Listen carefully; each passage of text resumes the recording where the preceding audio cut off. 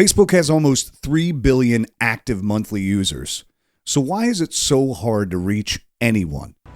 Is there anyone alive out there?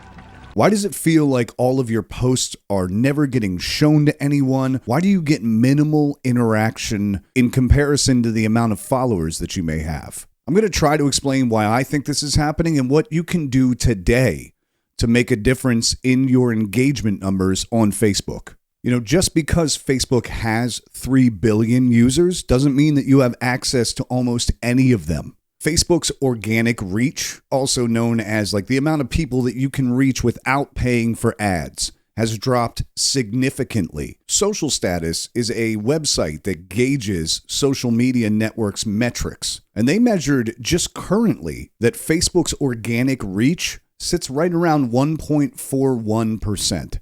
Engagement is also minimal with a median rate of right around 0.2%. So let's talk a little bit about what reach and engagement are when it comes to Facebook, when it comes to social media platforms in general. Reach is the amount of users that get to see your content. They get to lay eyes on it. That's whether they scroll directly past it. That's no matter how they interact with it. That's the amount of eyeballs that see your content. Where engagement is people who actually click the links, or they stop and they look at your posts, they share, they like, they comment. That is engagement. So 1.41% of people get to see your post, and only 0.2% of those people interact with it in any way whatsoever. So let's break that down a little bit. If a creator has 5,000 followers on Facebook, right? With an average reach of 1.41%, you can expect to reach about 70 people per post. 70 out of 5,000. From those 70 people with an engagement rate of 0.2%, you get one engagement every 9 posts.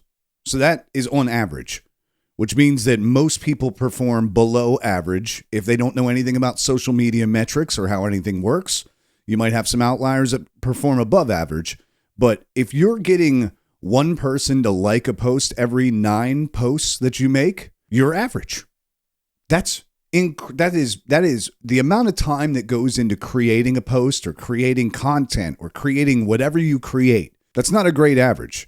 And to make matters worse, your reach percentage drops to less than 0.02% the second that you share a link to anything. So if you share a YouTube video, if you share a podcast that you like to listen to, if you share a recipe that's listed on another website, no matter what you share, the amount of people that get to see it drops to 0.02%. So using that same example earlier of 5,000 followers, if you share something with an external link, that will get shown to one person organically. One person will see that. And it's not because people don't like to see links or the links aren't effective ways for you to get your message across. It's because Facebook wants you to spend as much time on site as possible. And one way to get you to spend as much time on site as possible is to only show you things that keep you on the site. Because if you click on a link that takes you to YouTube, chances are you're not coming back. You know, YouTube is way more interesting a lot of times than scrolling through Facebook feeds. Now, a lot of people will tell you that you can just pay to boost your posts. You can run social media campaigns for $1,000 a month or $500 a month and increase your reach and show more people your stuff. But what if the problem isn't the fact that nobody's seeing your content? What if it's your content itself and not your ability to create content, not the songs that you play if you're a musician, not the informational videos that you provide if you're a how-to person? What if it's the actual format of the content that we're sharing? The average view time for a video on Facebook is 48 seconds. The average time spent reading a social media post, 6 seconds. Posts with pictures get 50% more organic clicks than those without pictures. You've probably heard all of these stats before. The attention spans of people have declined dramatically. And it's due to the fact that we have so much entertainment to choose from, so many different avenues of entertainment. So if you're not being entertained by one thing, you can click away and find something else to be entertained by almost immediately. Here's something else you might have noticed, but may not fully understand. Posts that highlight something negative that people can relate to get a 500% bump in visibility. 500%. The engagement, shares, comments, all of that is more than any ad dollar could ever deliver. Ever. We've all seen it. Somebody posts about Trump that has 500 friends on Facebook, 1,000 friends on Facebook, and their post will have 200 comments. It'll have people leaving their family members. It'll have people finding new family members. It'll have people arguing their points on both sides. It'll be shared by people who believe their viewpoint. It'll be shared by people who don't, saying how much of a dumbass they are. But the key to this is that it's engagement. No matter what, it's engagement. Somebody posts about a foreign war or grocery prices or daycare costs or used car issues. Just anything, really. The visibility of those posts are far better than any video of us playing music at a bar or us telling you about what shows we have coming up this weekend or talking to you about our original songs. So why is that? Do people gravitate to those posts because they like to fight with other people? I think some people probably do. Do we seek out negative content as humans because we have a negativity bias? That's possible as well. I think the answer to that, though, is way more practical. And I think it contains the problem and also the solution to Facebook's metrics and how to gain visibility. Overall, I think people want to relate to your posts. They want to relate to the content that you share. They want a chance to feel like you're speaking directly to them and then a chance to answer you. For an experiment, a little while ago, I posted a 3.5-minute video of me playing guitar. I was playing a cover song at a bar. I posted it with the name of the song, tagged the bar I was at, and told people to like and share it if they enjoyed it. On the back end, I looked at the Facebook metrics. It was shown to 200 people, had a 0.3% engagement rate, and was shared by my mom. And that was it. It was just my mom. I posted the exact same video 1 month later. I chopped it into a 30-second clip, just the bridge and the chorus. And I asked people for constructive feedback on my performance. The result?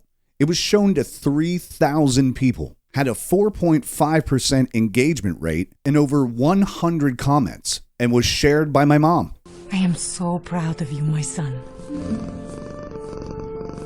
This was really, really eye-opening to me because it made me understand that the goal with social media isn't just to be active. It's not to tell people where you're going to be. It's not to post your show dates. It's not to post covers. It's not to post videos of you performing at the best you've ever performed.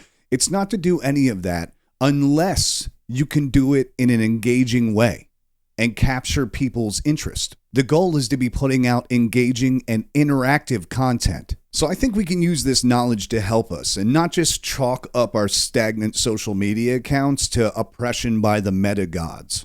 I think focusing on creating content that falls within the attention span and entertainment needs of the people we're trying to reach. One great way to do that is to ask people for feedback and be prepared for the good and the bad, because you're going to get both. Instead of telling every person that watches your video to like, comment, and share it, take some time to ask them to give you some feedback. Tell me something you liked about this song. Tell me where you were the first time you heard this song. Tell me what this song makes you think of. Ask them a question. Ask them a question and you'll get feedback. You're going to get more engagement just by asking a question. Before you post something, just ask yourself if it's something that you think other people are going to relate to, right? Or are you just self-promoting? Because self-promotion seems to fall flat on social media. It's what really drives those lower end engagement numbers. Think about the last time that you put up a post saying where you were this weekend playing shows as a solo musician, if you're in the solo musician world. As counterintuitive as it seems, as soon as you take yourself out of your post and make it more about what you're giving someone else rather than what you're taking from them, you'll get a 10x return on every post that you post. One of the main goals with posting on social media is to make people feel so passionately about what you're saying that they have to comment. They have to interact. They have to tell you what they think of what you're posting.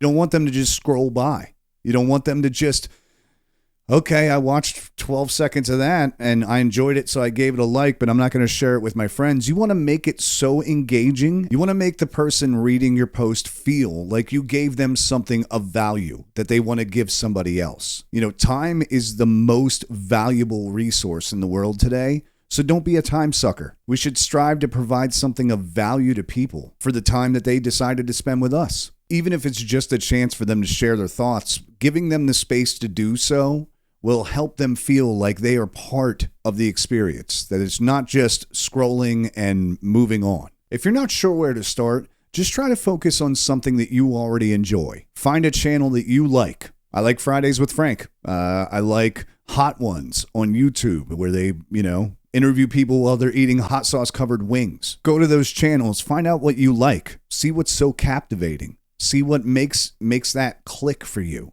And then try to apply those same things to whatever you're doing. If you like the banter in between, if you like the camera shots, if you like the environment that they make the videos in, if you like the way that they word their social media posts in a way that it's engaging and thought-provoking for the audience, you can mimic that. In most ways, it's not a copywritten thing. You're not a copycat. You can be influenced by stuff. Almost everything that's out there right now, somebody else is doing, or everybody else is doing. So to wrap everything up, while it's true that our posts might not be getting shown to that many people, it could also be true that our posts just aren't that great for the platform. So by focusing on what we can control and not falling into that void of self-promotion and screaming, "Nobody hears me," we can help make Facebook a better tool in our creator toolkit. I appreciate you spending your valuable time with me today, and I hope this video helped you. If it did, make sure you subscribe to the channel so you can stay up to date with all these tips and tricks and hacks and all these things that I'm kind of learning as I navigate through the creator world with you. All right, I'll see you next time. Don't stray by. Your love is our shining star. Keep the heart.